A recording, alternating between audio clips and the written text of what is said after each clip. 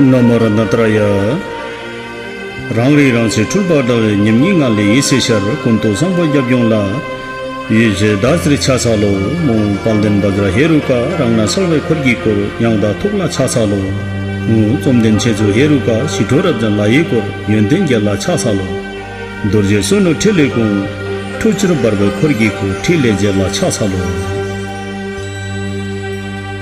Aile barkhar matra सिठुको melam अथवा प्राणिधान गरियो जसलाई म केही व्याख्या गर्न गइरहेको छु यसमा कतिपय शब्दहरू भूल भए कुञ्चिसुम त्रिरत्नप्रति शिर नमन गर्दछु प्रथम भगवान बुद्धका शिक्षाहरूको मूल उद्देश्य नै प्राणीहरूलाई यो भावसागरबाट पार लगाएर बुद्धपाद दिलाउनु हो त्यसकारण उहाँको शिक्षाले आदि कल्याण मध्यम कल्याण र परिवर्तन कल्याणको कुरा मात्रै सिकाउँछ त्यस अन्तर्गत जसले राम्रोसँग अभ्यास गर्छन् उनीहरूले आफ्नो र अन्य सत्वहरूको पनि लौकिक अभ्युदय र लोकोत्तर नैश्रेय अथवा मोक्षको सिद्धि गर्न र गराउन सक्छन् विशेष गरेर महायान बोधिसत्वयान परम्पराको मूल लक्ष्य पनि यही हो त्यसको लागि मूलत 3 शिक्षाको अभ्यास हुनु आवश्यक हुन्छ 3 शिक्षाहरू हुन् शील समाधि र प्रज्ञा यिनीहरूको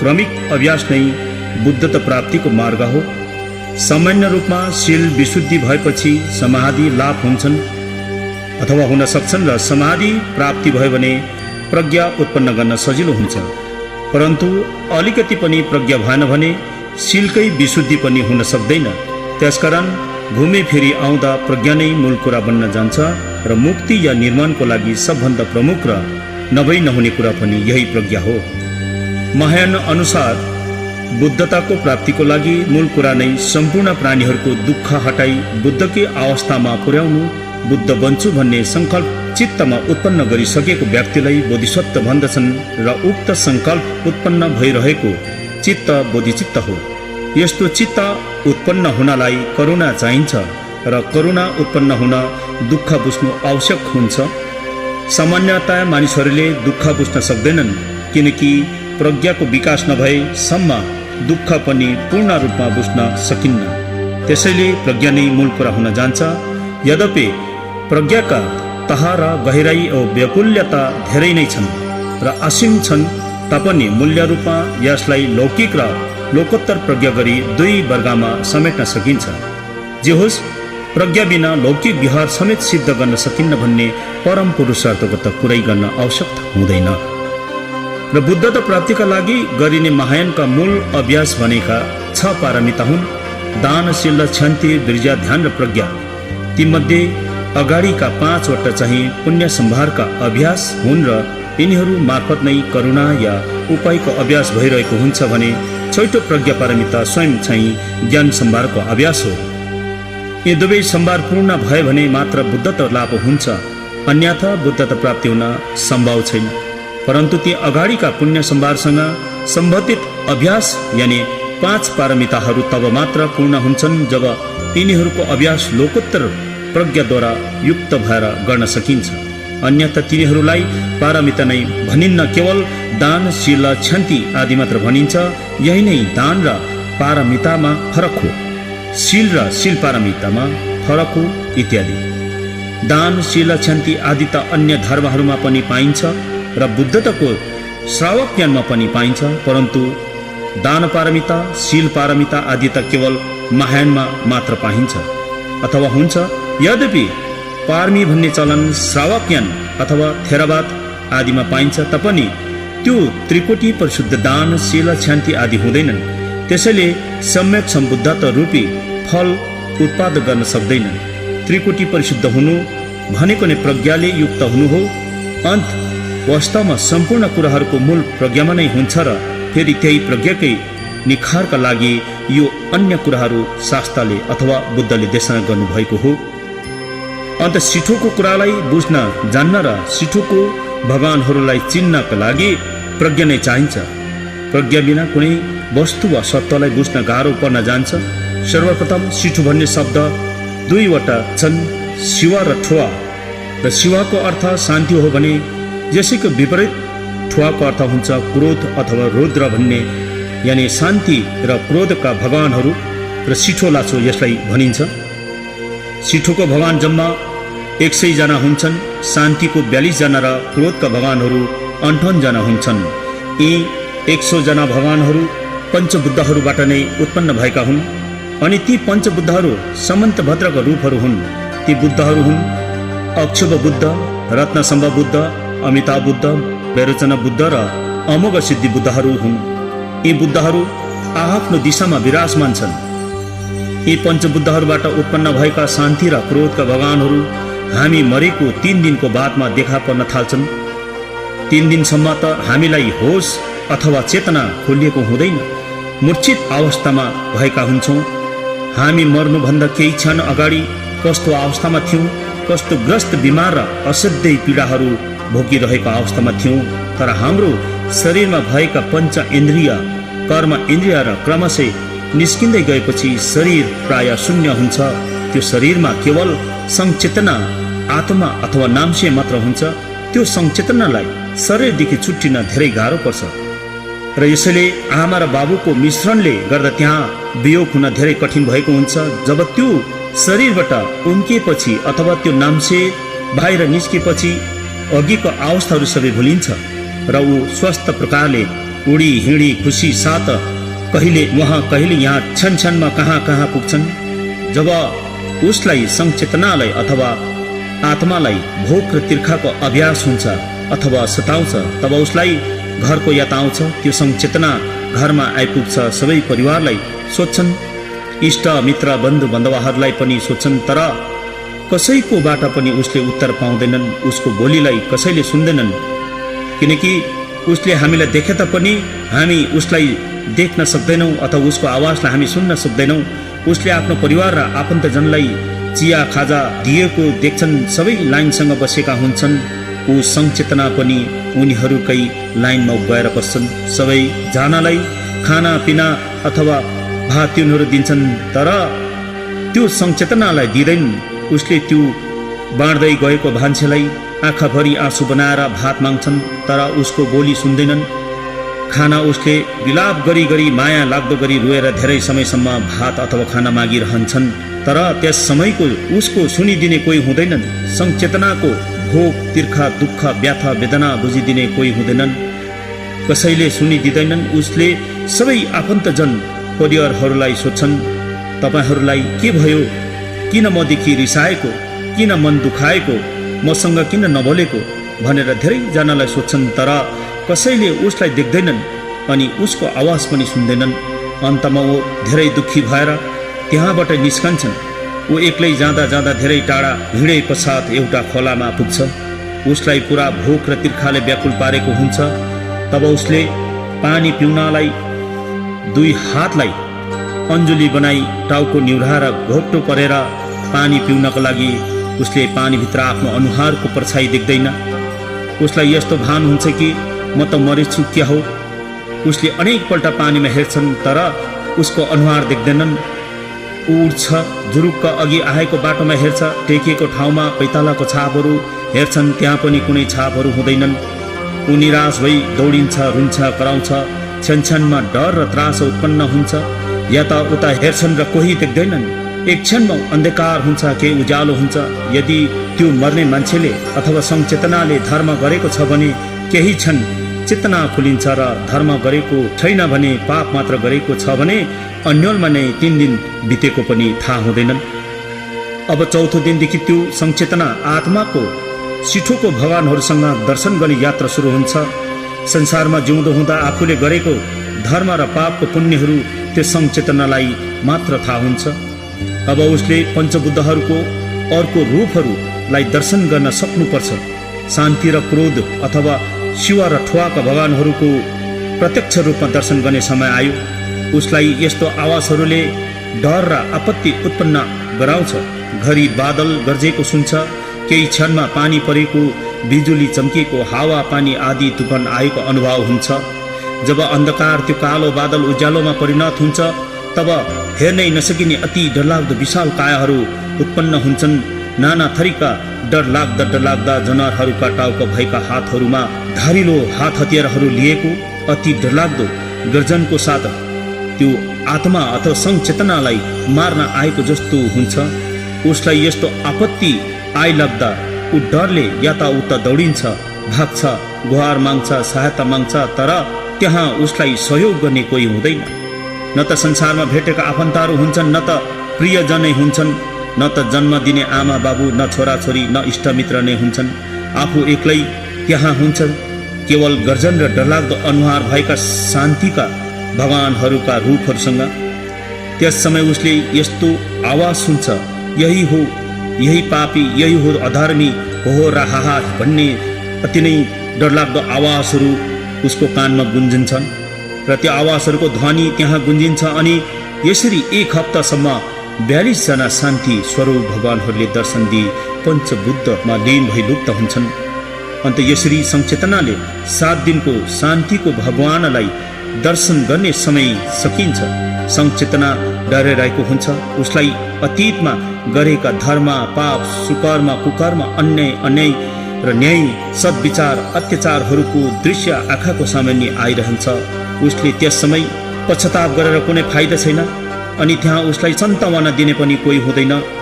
आफूले अतीतमा गरेको कर्मको फल भोग्नै पर्छ, चाहे धर्मको कर्म होस्, चाहे अधर्मको पापको कर्म होस्, जसरी भए पनि भोग्नु नै पर्छ। र त्यो सङ्चेतना अथवा त्यो मान्छे मरेको 3 दिन अनि अघिदेखि बेहोस मूर्छित अवस्था बिउजेपछि तिमीले यस समय सारा संसारको चलाचल अवरुद्ध भएर रोकिएको पनि देख्नुभयो। त्यसमा अघि भनिएको जुन उसले भोगेको कुराहरू छ, यसलाई फेरि स्मरण गर्दै फेरि भन्नुहुन्छ, सबै दृश्यहरू अद्भुत र विचित्र भएको पनि देख्नुभयो। त्यसपश्चात अलौकिक प्रकाशमा बुद्ध एवं देव देविकाहरू प्रकट भएको देख्यौ। सबैभन्दा पहिले सम्पूर्ण आकाशको रङ्ग नीलो देख्नुभयो। त्यस समय मध्यबिन्दुको विकासमान क्षेत्रबाट भगवान वैरोचना श्वेत अथवा सेतो वर्णमा सिंहको आसनमा बस्नु भएको, गगनेश्वरी यानि स्वर्गको मातासँग अङ्कमाल गरेको दृश्य पनि देख्नुभयो। दोस्रो दिनमा तिमी प्रवेश भयो। त्यस दिन तिमीले पूर्व दिशाको अभिरुचि नामक बुद्ध क्षेत्रबाट भगवान वज्र सत्व अथवा अक्षुभ बुद्ध नीलो रङमा हातमा 5वटा धार भएको दुर्जे लिएको, हात्तीको सिंहासनमा बस्नु भएको माता बुद्ध लोचनाले अङ्कमाल गरेकी मुद्रामा दर्शन गर्नुभयो। यसको साथसाथै लास्यमा र पुष्पेमा अर्धचन्द्रकार भएर इन्द्रधनुषी उज्यालो विमानमा बस्नु भएको दर्शन पनि तिमीले पाउनुभयो। यसबाट 6 जना बुद्धकायहरूको पनि दर्शन पाइसक्नुभयो। र जब तिमी मरेको तेस्रो दिन जब तिमी भयभीत भइरहेको हुनेछ, त्यति बेला तिमीलाई उदय भएको कृपाको अङ्कुशमा अल्झिरहेको थियो र तलतिर झरेको अनुभव गर्यौ। त्यस समय डरले भाग्यौ। तब तेस्रो दिन रत्न सम्भव बुद्ध आफ्नो सहयोगी देवा देवीहरूसँग मानव लोकबाट तिमीलाई स्वागत गर्न आएको थियो। त्यहाँ नाना प्रकारको रङ भएको तेज ज्योतिहरूलाई दर्शन गर्यौ। त्यस ज्योतिहरूको बीचबाट पहेँलो रङ्ग तेज ज्योति र पहेँलो रङको शरीर भएको रत्न जडितले सजिएको घोडाको आसनमा विराजमान गर्नुभएको बुद्ध रत्न सम्भवलाई देख्नुभयो। माता मामकी डोल्माले अङ्कमाल गरेको मुद्रामा दर्शन पाउनुभयो। 6 जना बुद्ध शरीरहरू उज्जवल इन्द्रिणी ज्योतिबाट उदय भएको पनि देख्नुभयो। जब चौथो दिनमा अहम, अहङ्कार, लोभ, लालच, हेरा फेरी र पाप कर्मको प्रभावले गर्दा सदैव दुःखी भएको देखेर यसबाट उत्पन्न भएको घोर आवाज र निस्तेज प्रकाशहरूदेखि भयभीत बनेर भागिरहेको बेला यस प्रकार मानिसहरूलाई अन्तर्भावको अवस्थामा मृत्युको चौथो दिनमा आफ्नो सहयोगी देव देवीहरू सहित रिस, राग र अहङ्कारबाट उत्पन्न प्रेत योनिको रूपमा निस्तेज प्रकाश भएको मार्गमा स्वागत गर्न या लिन आएको अग्नि तत्त्वबाट उत्पन्न भएको पवित्र रूपमा रातो ज्योतिसँगै रातो वर्णको भगवान अमिताभ बुद्धलाई दर्शन गर्यो। हातमा कमलको फुल लिएको मजुरको आसनमा विराजमान हुनुभएको अनि दिव्य माता परम श्रेष्ठ पण्डोरवासिनी देवीले अङ्कमाल गरेको दृश्य र अवलोकतेश्वर र मञ्जुश्रीलाई पनि दर्शन गर्नुभयो। तब 5औं दिनमा तिमीले अथवा सङ्चेतनाले मनलाई विचलित नबनाइकन अन्तकालको 5औं दिनमा पनि प्रवेश गर्यो। यस अवस्थामा महाभूत समस्त वायु तत्त्वको विशुद्ध रूपमा हरियो रङको उज्यालो उदय भएको देख्नुभयो। यस समय उत्तर दिशाको कर्मकुट नामक बुद्ध क्षेत्रदेखि हरियो वर्णको शरीर भएको भगवान अमोघ सिद्धि बुद्ध आफ्नो प्रमुख सहयोगी देवी देवगणलाई सँगै लिएर हातमा दुर्जे अथवा वज्र धारण गर्नुभएको, आधा मानिस र आधा गरुड रूप भएको सिंहासनमा विराजमान भएको माता समय ताराले अङ्कमल गरेकी मुद्रामा तिमीले दर्शन पाइसक्नुभयो। अघि तिमीले पञ्चबुद्धहरूलाई दर्शन गरिसक्यौ, जसलाई अमोघ सिद्धि, वैरोचन सिद्धि, रत्नसम्भव बुद्ध र अमिताभ बुद्धहरूलाई तिमीले दर्शन गरिसक्यौ। तिमी छैठौँ दिनमा पनि प्रवेश भयौ। छैठौँ दिनमा पनि तिमी ती ज्योति र किरणहरूसँग त्रस्त र भयभीत भएर नीच योनिमा भट्किरह्यौ, अल्मलिएर घुमिरह्यौ। तब मृत्युको छैठौँ दिनमा मातृ पितृको महाकरुणा रूपी युगल ज्ञानी तपस्वी पञ्चकौल बुद्ध उनका सहयोगी देवी देवगणहरूलाई लिएर आउनुभएका। तब तिमी संसारिक संस्कारहरूको माया मोहमा फसेर उनीहरूदेखि आतंकित र त्रास्त भइरहेको बेला परिमण्डलको मध्यभागको विकीर्ण नामक बुद्ध क्षेत्रबाट माता पिता रूपी युगनद्ध बुद्ध वैरोचन पहेँलाको जस्तै गरेर दर्शन दिनुभयो। युगल माता पिता स्वरूप 5 जना तपस्वी बुद्धहरूको बाहिरपट्टिको परिधिमा द्वारपालले क्रोधमाथि विजय प्राप्त गर्ने यमराज घोडाको मुख भएको क्रोधको राजा हायङ्ग्रीवा भगवानहरू, देवलोक, असुरलोक, मनुष्यलोक, तीर्थलोक अथवा प्रेतलोक अनि नर्कलोक, यी 6 लोकका भगवानहरू अथवा मुनिहरू अर्थात् बुद्धहरू प्रकट भएर दर्शन दिनुभयो। समस्त बुद्धहरूको पूज्य अथवा पुर्खाहरू अथवा पितामह समन्तभद्र र समन्तभद्र युगल माता पिता स्वरूप प्रकट भएको आभास गर्यो। ती बुद्ध र देवी देवगण यी समस्त बुद्ध क्षेत्रबाट अवतरित कतै बाहिरबाट आउनु भएका होइनन्। यिनीहरू सबै तिम्रो हृदय स्थलको मध्य भाग र 4 दिशाहरूबाट उत्पन्न भएर आएको थियो। यी सबै बुद्ध र देवगणहरू तिम्रो हृदयको भित्री भागबाट उत्पन्न भई बाहिर निस्केर दर्शन दिइसकेको छ। यी बुद्ध र देव देवीगण कतैबाट आएका होइनन्, तर तिनीहरू सबै तिम्रै ज्ञान शक्तिमा अनन्तकालदेखि बसेका हुन्। यिनीहरू अनाभौतिक अथवा अनभौगिक रूपमा विराजमान थिए। अन्त यिनीहरूलाई उनीहरूकै रूपमा तिमीले चिन्नु सक्थ्यौ। तिम्रो मृत्युको 7औं दिनमा इच्छा आकाङ्क्षाहरू पवित्र धातुको रूपमा शुद्ध भएर 5 रङ बिरङ्गी ज्योतिसँग उदय भएको पनि तिमीले देख्यौ। ज्ञान देव देवी डाकिनी परिहरू हातमा नाना प्रकारका धारिलो हतियारहरू लिएको, खुनले भरेको खोपडी लिएको, आफ्नो मुद्रामा नृत्य गरेको तिमीले दर्शन पायौ। परिमण्डलाको बाहिरी हिस्साबाट असङ्ख्य डाकिनीहरू परिहरू, 8वटा महाशमशानहरूका डाकाहरू अथवा पुरुष परिहरू, 4 बुद्ध क्षेत्रका डाकाहरू, वीर योद्धाहरू, किङ्गार धर्मरक्षक धर्मपालहरू, हाड र छालाले बनिएको गरगहना पहिरिएको स्त्री पुरुषहरू, नाना प्रकारका हड्डीले बनिएको बाजा घाजा बजाएर तिमीलाई स्वागत गरेको अनुभव गरिसक्यौ। 5 रङ्ग ज्योति जस्तै रङ्गीन धागोमा गुथिएका झैँ रङ्ग बिरङ्गी चमचम चम्किने झलक मलक सरर गर्दै एउटा स्वच्छ तेजवी ज्योति 5 जना विद्या र ज्ञानका देवगण विद्याधरहरूको हृदय स्थलबाट उत्पन्न भएर तिम्रो हृदयको छेउबाट आँखाहरूलाई असाध्य वेदना दिँदै आएको थियो। त्यसबेला यसको रङ सँगसँगै मूर्खलोक अथवा पशुलोकदेखि निस्तेज नीलो रङको ज्योति पनि देखा परेको थियो। त्यसबेला तिमी संसारिक वासनाहरूको अधीनमा परेर भ्रमित भई त्यो तेजवी रङ्गप्रति आकृष्ट भयो। यस अवस्थामा तिमी 5 रङको तेजवी ज्योतिसँग भयभीत र आतंकित भएको थियो। त्यसलाई आफ्नै ज्ञान शक्तिको ज्योति हो भनेर तिमीले चिन्यौ।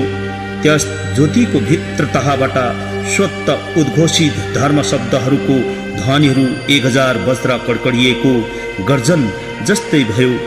यी शब्दहरूको गुन्जन र महागर्जनदेखि आतंक, तीव्रता र उग्रताका आवाज ध्वनिहरू उत्पन्न भएको तिमीले अनुभव गर्यौ। यिनीहरू ध्वनिहरू, हे संचेतना, यी ध्वनिहरू गर्जनहरू तिम्रै प्राप्त ज्ञान शक्तिको रूपहरू थिए। यदि तिमी डरायौ भने पशुलोकबाट उत्पन्न भएको निस्तेज हरियो रङको प्रकाशसँग तिमीले अनुराग आकृष्ट भएर मोहमा फसिन्थ्यौ। त्यसप्रति आकर्षित भई मोहरूपी अन्धकारमा फसिएर कुकर्म गर्ने लोक अर्थात् पशुलोकमा पतित भएर सधैँभरि मूर्ख, नबोल्ने, नसुन्ने, लाटा गुङ्गा, अर्काको कमारो भएर बाँच्नु पर्नेछ। त्यहाँ मार मार काट काट जस्तो अनन्त दुःख कष्ट भोग्नुपर्ने अवस्था तिमीले अनुभव गर्यौ। हे सङ्चेतना, अब 7औं दिनको तल झर्ने अवस्था अथवा तिर्यक, पशुलोक, प्रेतलोक र नर्कहरू, परिचय प्रार्थनाहरू अनि अन्तर्भावको परिस्थितिमा शान्त र शान्तिप्रिय देवा देवीगणको आगमन, उपस्थिति र आवासहरूको परिचय यो 7औं दिनको यही सम्पन्न हुन्छ र 8औं देखि 14औं दिनसम्म उग्र रूप धारण गर्ने देवी देवता गणको प्रादुर्भाव अथवा उत्पत्ति अनि उनीहरूको परिचयहरू यसरी सुरु हुन्छ। जो उक्त अवस्थामा अन्तर्भावका 7 दिनभित्र 7 प्रकारको बाधा अडचनहरू थिए, यसकारण सम्यक शान्त देवी देवगण सम्पूर्ण ज्ञानले युक्त भएका विद्याधरहरू सँगसँगै डाका डाकिनीहरू उनको स्वागत गर्न आएपछि क्रोधको आगोमा प्रज्वलित भएका 58 हेरुका देवगण उक्त शान्त रूपधारी देवगणको विपरीत रूप लिएर प्रकट हुन्छन्। यिनीहरू शान्तिप्रिय देवगण जस्ता हुँदैनन्। यिनीहरू क्रोधी, प्रचण्ड, उग्र र भयानक डरलाग्दा रगत पिउँदै गरेको हुन्छन्। तर यी सबै क्रोधी, उग्र रूपधारी देवी देवगण सबै अन्तर्भावका रूपहरू हुन्। अब अन्तर्भावको 8औं दिनमा हेरुका उग्र रूप धारण गर्ने देवी देवगणहरू तिम्रो अघि देखा पर्नेछन्। अन्त तिमी अविचलित भएर उनीहरूलाई चिन्नु पर्छ।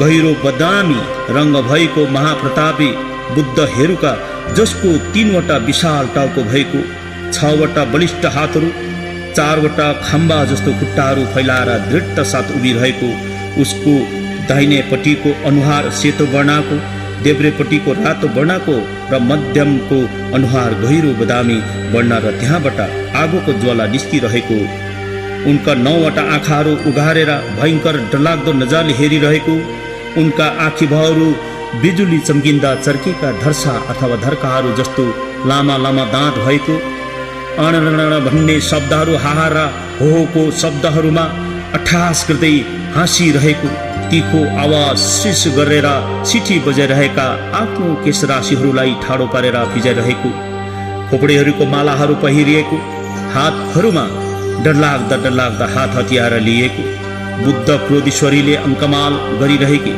उनको हातमा शङ्खको पात्रमा रगत मुखमा हाल्दै गरेकै खुन पिउँदै कण्ठबाट मेघ गर्जन जस्तो आवाज निस्किरहेको, यी देवी देवगणहरू तिम्रो मस्तिष्कको मध्यमबाट प्रकट भएर तिमीलाई दर्शन दिइरहेका छन्। यस्तो देखेर तिमी भयभीत त्रास्त नहुनु। वास्तवमा उनीहरू त भगवान वैरोचन बुद्ध युगल मातापिता दुवैको साक्षात रूपहरू हुन्।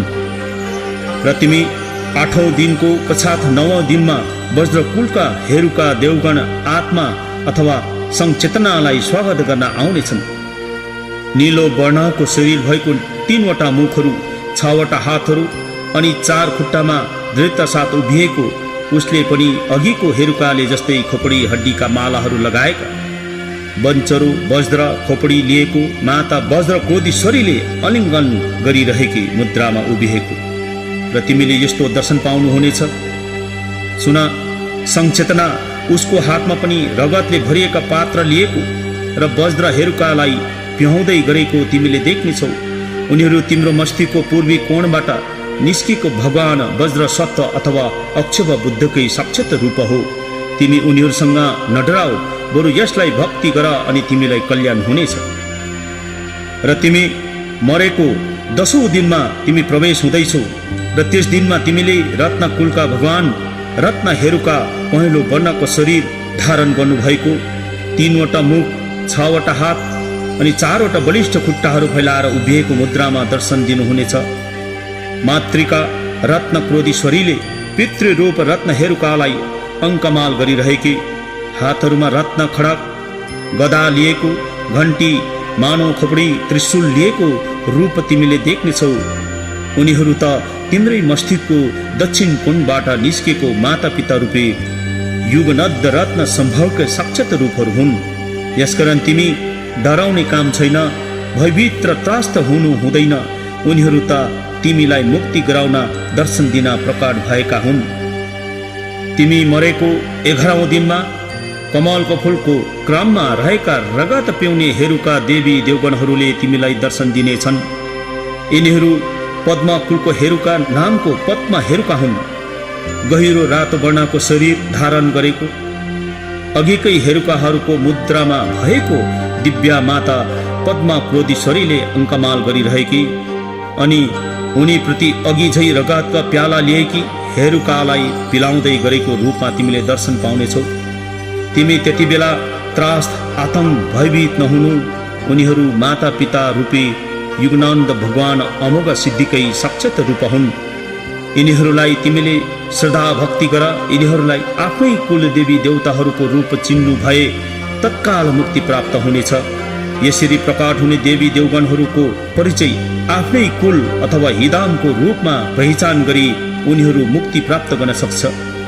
जस्तै जीवित कालमा गुरुले व्याख्या गर्नुभएको मृत्युपछि मुक्तिसम्ममा जुन आभास या रूपहरू थिए, वास्तविक मृत्युपछि पनि त्यस्तै आभास र प्रतिबिम्बहरू देखा पर्छन्। त्यसमा कुनै प्रकारको भिन्नता हुँदैन। यो आमा र छोराको संयोगवश मिलन जस्तो मात्र हो, जो उत्पन्न भएको तत्कालै पुरानो परिचित व्यक्तिलाई पुनः देख्ने साथ चिनेको जस्तो आफ्नै चेतना शक्तिको आभास हो भनेर जान्न सकिन्छ र मृत्यु पश्चात मुक्ति निश्चित हुन्छ। र यसरी उपदेश सुन्नु नपाएर पनि परिचय नपाउने ज्ञानी गुणी भाग्यमानी मानिसहरू पनि मुक्तिको अवस्थादेखि टाढिएर संसारमै अल्मलिएर भट्किरहेका हुन्छन्। त्यस अवस्थामा फेरि 8 जना केवरी क्रोधीश्वरीहरू मातृका रूपिणीहरू जो चिहनी बागिनीको विभिन्न अनुहार भएका आफ्नै मस्तिष्कको मध्यबाट प्रकट भएका हुन्। यो तिम्रो मृत्युको 13औं दिनमा तिम्रै मस्तिष्कको कोणबाट विभिन्न मातृका देवीहरू उत्पन्न भएर तिमीलाई दर्शन दिनेछ। हातहरूमा मृत्युदण्ड मानव खोपडी लिएकी उनीहरूसँग नडराउनु।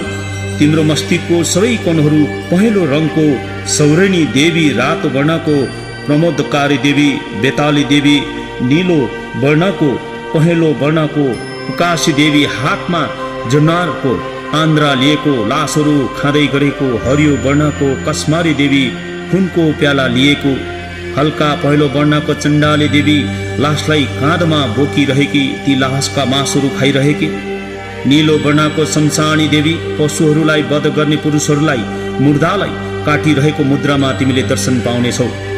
यी देवीहरू पञ्चपितृ रूपी हेरुकाहरूका एउटै परिवारको रूपमा तिम्रै मस्तिष्कको केन्द्रबाट प्रकट भएर आएका हुन्। उनीहरूसँग नडराउनु। नाना थरीका मुद्रामा कोही मुर्दा बोकेको, कसैले खाइरहेको, कसैले मुर्दाहरूलाई चेपिरहेको, कसैले मुर्दालाई फोरेर अङ्ग भक्षण गरिरहेको किसिम किसिम प्रकारका अनुहार भएका देवी देवगणहरूको तिमीले देख्नेछौ र दर्शन पाउनेछौ। यसै कारण तिमी नडराउनु। जे जति दृश्यहरू उत्पन्न भएर दर्शन दिन्छन् तिनीहरू सबै तिम्रै चेतना शक्तिको आभासहरू र प्रतिबिम्बको रूपमा चिन्नुहोस्। यो तिम्रो मरणको 14 दिन हो, जब तिमीले उग्र रूपका ठुवाका भगवानहरूलाई तिमीले दर्शन गरिसक्यौ अनि ती ठुवाका अथवा क्रोध रुद्र देवगणहरूले तिमीलाई दर्शन दिइसकेका थियो। र अब तिम्रो यो 14औं दिनको अन्तको दिन हो, जहाँ तिमीले 100 जना शान्ति र क्रोधका भगवानहरूलाई सम्पन्न सबै भगवानहरूलाई दर्शनको अन्तको दिन आइसकेको छ। र यो 14 दिनको दिनमा 4 जना नारी द्वारपालहरू विभिन्न रूप र रङ्गहरूमा अनि नाना प्रकारको मुद्रामा दर्शन पाउनेछौ। 28 जना उग्र रूप धारण गर्ने क्रोधीश्वरी देवीहरू, नाना प्रकारका नाम भएका उग्र देवी राक्षसिनीको अनुहार जस्तो भएका रूपहरू, जस्तै प्रजापन्नी, कुमारी, इन्द्रेणी, अनन्दी, भृङ्गारी, अमृता, रातो चन्द्रिका, दण्डेनी आदि देवीहरूले तिमीलाई दर्शन दिइरहेको छ। र ती भकृता देवीहरू गिद्धको शिर अनुहार भएकी, हातमा गदा धारण गरेकी, नन्दिनी रातो वर्णकी घोडाको टाउको र अनुहार भएकी, हातमा विशाल मुर्दाको धड धारण गरेकी, महाबला रातै वर्णकी गरुडको टाउको र अनुहार भएकी, हातमा गदा बोकेकी राक्षसिनी, कुकुरको टाउको र मुखकृति भएकी, हातमा वज्र धारण गरेकी कामिनी रातै वर्णकी, कनक पंक्षी सुन्यौली चराको टाउको र अनुहार भएकी, दुईटै हातले धनु बाण धारण गरेकी, धन रक्षिता हरियो वर्णकी, मृगको टाउको र अनुहार भएकी, हातमा कलाश धारण गरेकी मुद्रामा देवीहरू पश्चिमी क्षेत्रबाट आएकी यी 6 जना योगिनीहरू तपाईँका मस्तिष्कको केन्द्र बिन्दुबाट प्रकट भएर दर्शन दिइरहेको छ। अन्त तिमीहरू उनीहरूसँग एकदमै नडराउने कोसिस गर्नुपर्छ, किनकि तिम्रो कुनै पनि अङ्गहरूमा कर्म इन्द्रिय ज्ञानेन्द्रियहरू कुनै हुँदैनन्, तत्त्वहरू कुनै छैनन् र त्यसैले तिमी एउटा केवल आत्मा संचेतना र यो मनोकाया मात्रै छ।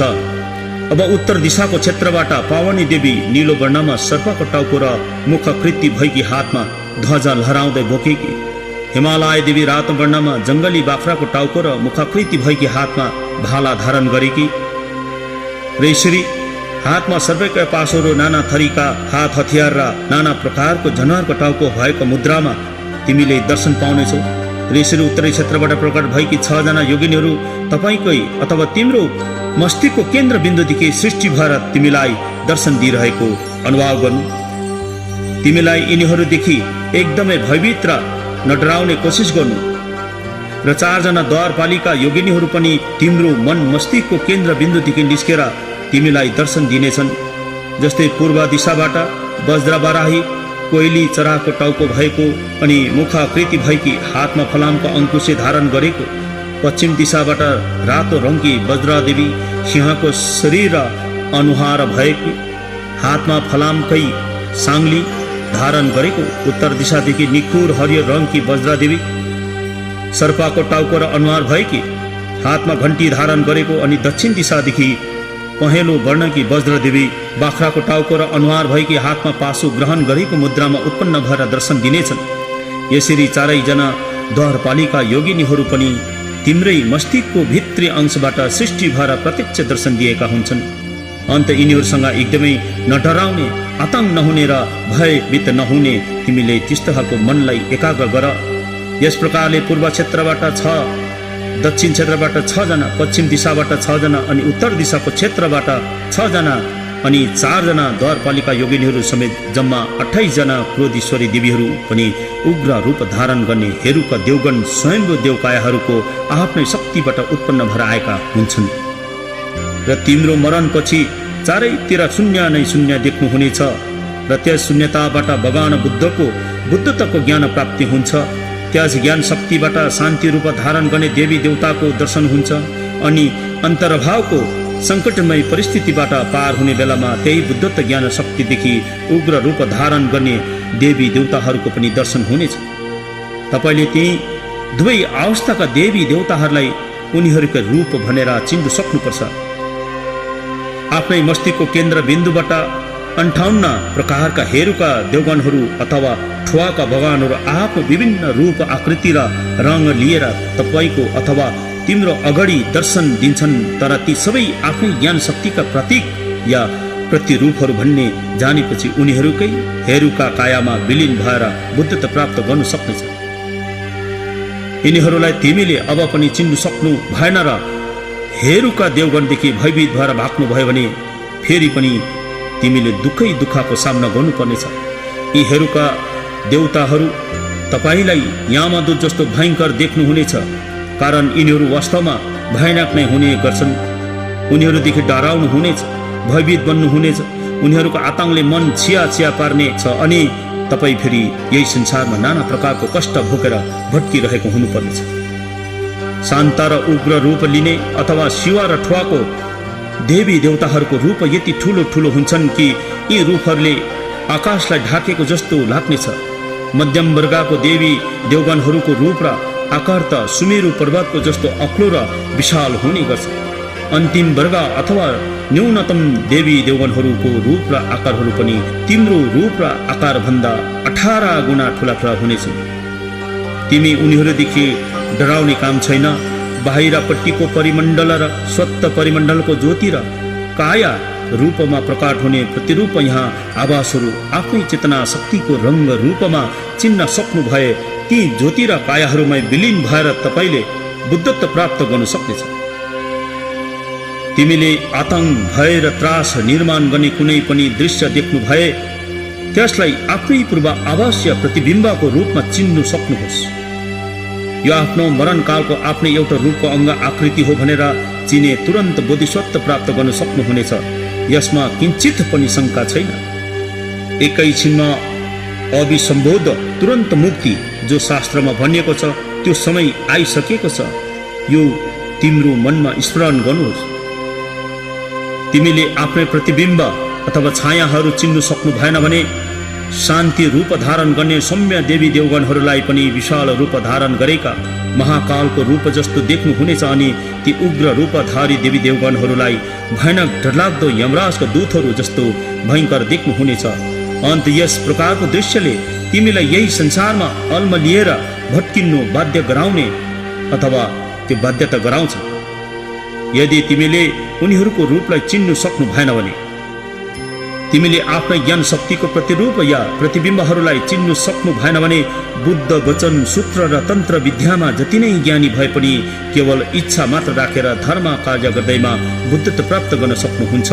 यदि तिमीले आफ्नो चेतना शक्तिको प्रतिबिम्ब या प्रतिरूपलाई राम्ररी चिन्नु सक्नुभयो भने एउटै वाक्यले तिमीलाई बुद्धत्व प्राप्त गराउनेछ। उक्त आफ्नै स्वर आभास या प्रतिबिम्बहरू चिन्ह र शब्द मृत्यु भएको उपरान्त अन्तर्भाव अथवा भार्दोको सङ्कटपूर्ण परिस्थितिदेखि रक्षा गर्न आउने देवी देवगणहरूको स्वरूपलाई धर्मराज यामको विशालतम शरीर जस्तो जसले आकाश नै ढाकेको जस्तो देख्नुहुनेछ। मध्यम वर्गका देवी देवगणहरूको स्वरूपलाई सुमेरु पर्वतको बराबर भए परिमण्डललाई नै ढाकेको जस्तो देख्नुहुनेछ। अनि उनीहरूले माथिल्लो दाँतले मन्दिराको ओठ चेपेर चमचम सिसा जस्तो चम्किने दाँतहरू पारेर केश राशिलाई चुल्ठो बाँधेर विशाल भुँडी अथवा पेट भएका पातलो कम्बर हातहरूमा चम्किलो धारिलो अस्त्र धारण गरेको मुखबाट मार मार काटकाटका शब्दहरूको ध्वनिमा कराउँदै कसैको हातमा मानव खोपडीको पात्रमा रगत पिउँदै मानव मस्तिष्कको गिरी निकालेर पान गर्दै गरेका मुर्दालाई चिरफाड गरेर आन्द्राहरू र कलेजाहरू निकालेर भक्षण गर्दै गरेका जस्तो भयङ्कर रूप र मुद्राहरूले चारै दिशाहरू भरिएको जस्तो देखिनेछ। तिमीले यस प्रकारको भयङ्कर र अद्भुत दृश्यहरू देखेर न डराउनुहोस्, आतङ्कित नबन्नुहोस्, कारण तपाईँको शरीर त मात्रै संसारबाट उत्पन्न भएको मनै काया हो। अन्त यो स्थूल शरीर मात्रै नष्ट हुन्छ, नाश हुन्छ, तर तिमी नष्ट हुनुहुन्न, तिमी नष्ट हुँदैन। तिमीलाई जति नै मारे काटे पनि तिमी मर्नु सक्दैन। तिमी त त्यो नश्वर शरीरको शून्य बिम्ब हुन्छ, त्यो शून्य बिम्ब हो जो कहिल्यै नष्ट हुँदैन। यसकारण उक्त सबै दृश्यहरू देखेर डराउने भयभीत हुने कुनै आवश्यकता छैन। त्यो तेजवी ज्योतिहरू यमराज र दूतहरू पनि केवल प्रतिबिम्बहरू हुन्। उनीहरूको कुनै स्थूल शरीर हुँदैन। अन्त कुनै शून्यदेखि अर्को शून्यको घात प्रतिघात हुँदैन। शून्यसँग शून्य ठोकिए शून्यकै सृष्टि हुन्छ। यसरी उक्त सबै दृश्यहरू स्वचेतना शक्तिका प्रतिबिम्बहरू हुन्, छायाहरू हुन्। त्यसपछि ती बाहिरी परिमण्डलका शान्त देवगण, उग्र क्रोधी हेरुका देवगण र विभिन्न आकृति रूपको शिर धारण गर्ने देवीगण, इन्द्रिणीका रङहरू, ज्योतिहरू, यमराजका रूप स्वरूपको कुनै सिद्ध प्रमाण छैन। यो कुरा निश्चित छ। अन्त यस निश्चितताको आधारमा तिमीले आफ्नो आतङ्क भय र डरहरूबाट मुक्ति पाउनुपर्छ। तब मात्र तिमीले उनीहरूको आभासमा अभिन्न रूपले विलीन भएर बुद्धत्व प्राप्त गर्नुहुनेछ। यसरी तिमीले आफ्नो प्रतिबिम्बहरूलाई चिनेपछि आफै आप तिमीले मनमा यसरी सोच्नुहुनेछ, यिनीहरू सबै मेरै कुलदेवी देवताहरू अथवा इदामहरू हुन्। उनीहरू मलाई यस अन्तर्भावका सङ्कट र विपदहरूले भरिएको मार्गदेखि रक्षा गर्नु आउनुभएका हुन्। म उनीहरूको शरणमा जान्छु भनेर तिमीले सोच्नुपर्छ। यसरी उनीहरूप्रति उन्मुख भएर मुक्तिको आशा राख्नुपर्छ। त्रिरत्नको विधि विधानहरूको अनुसरण गर्नुहोस्। तिमीले आफ्नो कुल देवी देवताहरूलाई स्मरण गर्नुपर्छ। जुन देवता र देवीको नाउँ तिमीलाई याद आउँछ उसैको नाउँ पुकारेर यसरी प्रार्थना गर्नुपर्छ। अन्तर्भाव अथवा सिठोको अवस्थामा अल्मलिएर म भट्किरहेको छु, मेरो सहायता गर्नुहोस्, मलाई कृपा दृष्टि प्रदान गर्नुहोस्, हे कुल देवता हिदामहरू हो, यसरी पुकारेर प्रार्थना गर्नुपर्छ। आफ्नो मूल गुरुको नाउँ पुकारेर यसरी भन्नुहोस्, म अन्तर्भावको सङ्कट र विपदमा भट्किरहेको छु, मेरो मद्दत गर्न आउनुहोस्। तपाईँको असीम अनुकम्पा दया म माथि भइरहोस्, हे गुरुदेव, यसरी पुकारेर प्रार्थना गर्नुपर्छ। र पूर्ण सहयोगिताको आशा राखेर हेरुका देवगणको प्रार्थना गर्नुपर्छ, अभ्यास गर्नुपर्छ। र प्रार्थनामा के भन्नुपर्छ भने, हे भगवान, असीम कुवासना र कुकर्मको प्रभावले यस भाव सगार रूपी संसारमा म भट्किरहेको बेलामा त्रास आतंक र भय बिनाको प्रकाशमान बाटोमा शान्त स्वरूपका देवगण र उग्र कोटी स्वभावका हेरुका देवगणले मलाई मार्गदर्शन गरी अगुवाई गर्नुहोस्। धत्येश्वरीको देनी देवीहरूले पछिल्लो हिस्साबाट मलाई सहायता गरी अन्तर्भावको भयानक यस सङ्कटपूर्ण मार्ग किचार पार गराउनुहोस् अनि सम्यक सम्बुद्ध परिमण्डलसम्म दया गरी मलाई पुर्याइदिनुहोस्। जब प्रियजन आफन्तहरूसँग बिछोडिएर एक्लै म भट्किरहेको बेलामा आफ्नै प्रतिबिम्ब र छायाहरू शून्यतामा उत्पन्न भई अन्योलमा पारी विपद र सङ्कटमा परेको बेलामा भगवान बुद्धको अपार अनुकम्पाको शक्तिले यहाँ अन्तर्भाव अथवा भार्दोको सङ्कटकालमा त्रास आतङ्क र भय उत्पन्न नहोस् मेरो मनमा। र त्यो सङ्चेतना आत्माले यसरी प्रार्थना गर्नुपर्छ, जब पद्म ज्ञानको ज्योति प्रकार उज्यालो छरेर उदय हुन्छ, यहाँ यो मेरै स्वरूप भनेर चिन्न सकूँ। म त्रास र आतङ्क बिना नै शान्त स्वरूपका देवी देवताहरू र उग्र रूपधारी हेरुका देवी देवताहरूको काया स्वरूप प्रकट भएका बेला अभय र निडार बनूँ। विश्वास र आस्था प्राप्त गरेर अन्तर्भावको परिस्थितिलाई सरलतापूर्वक म बुझ्न र चिन्न सकूँ। जब दुष्कर्मको प्रभावको दुःख वेदनाको सागरमा डुबेको बेला मलाई उद्धार गरून् मेरो कुल देवताहरूले। जब धर्माताको स्वयंभू ध्वनिहरूको उद्घोष हजारौं मेघ गर्जनको बराबर भएर गर्जिएको बेला त्यो डरलाग्दो गर्ज ध्वनि शब्दहरू षडाक्षरी शब्दहरूमा परिवर्तित बनोस्। त्यो षडाक्षरी शब्दहरू ओम मानी पद्मे हुँ मन्त्र बनोस्। शरण बिनाको कर्म गर्दै भ्रममा परेको बेला भगवानको महाअनुकम्पले मेरो सुरक्षा गरोस्। कुकर्म र वासनाहरूको जालमा फँसेर दुःख र वेदना भोग्नु परेको बेलामा भगवानको अनुग्रहले मेरो चेतनामा सुख प्रभाव सत्ताको समाधि उदय होस्, मनमा शान्ति आओस्।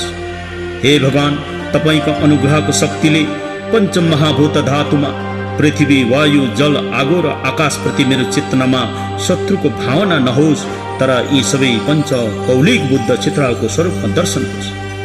र यसरी तीव्र आशा अभिलाषा लिएर प्रार्थना गर्नुभएको भए सबै भय र आतङ्क मनबाट लुप्त भएर निश्चय नै सम्भोग कायको रूपमा बुद्धत्व प्राप्त गर्नु सक्नेछ। यो अति नै निश्चित सम्झिनुहोस्, तर धैर्य धारण गर्नुपर्छ। उक्त प्रार्थनाहरूलाई कम्ती भन्दा कम्ती पनि हामीले 3 दिनसम्म यसलाई प्रार्थना गर्यौँ भने यसबाट हामीले पाउनुपर्ने लाभहरू अनि हामीले उद्धार र मोक्ष भन्ने कुराहरूलाई अति नै सरल प्रकारले प्राप्त गर्नेछौँ। र यो सिठोको जुन अघि प्रार्थनाहरू गरे अनि मेलम प्राणीधनहरू र यो हामी जिउँदो हुँदाखेरि मात्र नभएर हामीले जिउँदो पश्चात हामी मर्छौँ, मरेपछि त्यो अवस्थामा जब हामी पुग्छौँ जहाँनिर हाम्रो भार्दो अन्तर्भावभित्र हाम्रो आत्मा चेतना अथवा सङ्चेतना त्यहाँनिर प्रवेश हुन्छ। त्यो अवस्थामा हुने जुन त्यो अवस्थाहरू छ यहाँनिर सिठो अथवा अन्तर्भावभित्र यसरी वर्णन गरेका छन्।